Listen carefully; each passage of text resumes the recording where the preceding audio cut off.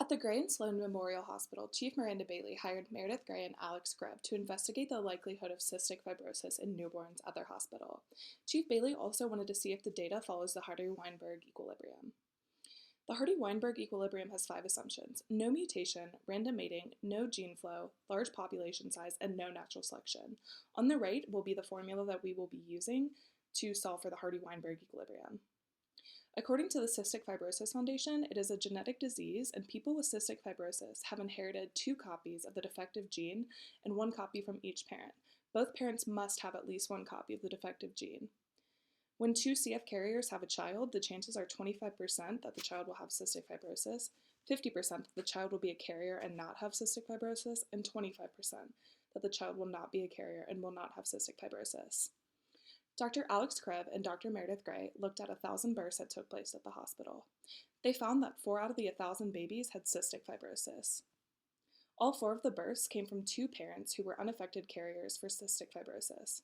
It is an autosomal recessive gene, and all 4 of the parents had big B, little b alleles.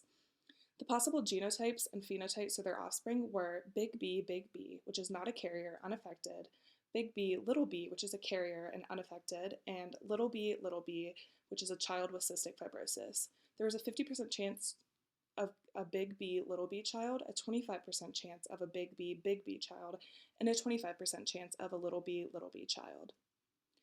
4 out of the 1,000 births had cystic fibrosis, which gives us our Q-squared value. We take the square root of that to get our Q value, and then we put this into the formula from the Hardy-Weinberg equilibrium, P minus Q equals 1, to get our P value. And then from there, we can get our P squared and our 2PQ value, which gives us all we need for the Hardy-Weinberg equilibrium at the bottom. The big B genotype, which is the unaffected, not carrier child, is our P squared value. The big B, little b genotype is the carrier child, and that is our 2PQ value, and then the little b genotype is our Q squared value. We plug all of this into the Hardy-Weinberg equilibrium, and we get 1. Parents had 2 children in one of the cases, an unaffected carrier daughter and a son with cystic fibrosis.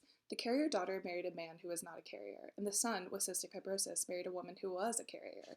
Both of the children wanted to know the likelihood of their offspring having cystic fibrosis. The frequencies here on the right changed from the parental generation to their children. With Dr. Greb and Dr. Gray's research, they found that cystic fibrosis violates the Hardy-Weinberg equilibrium. The gametes from the parents combined at random. The 4 affected babies in the study had a 25% chance of getting cystic fibrosis.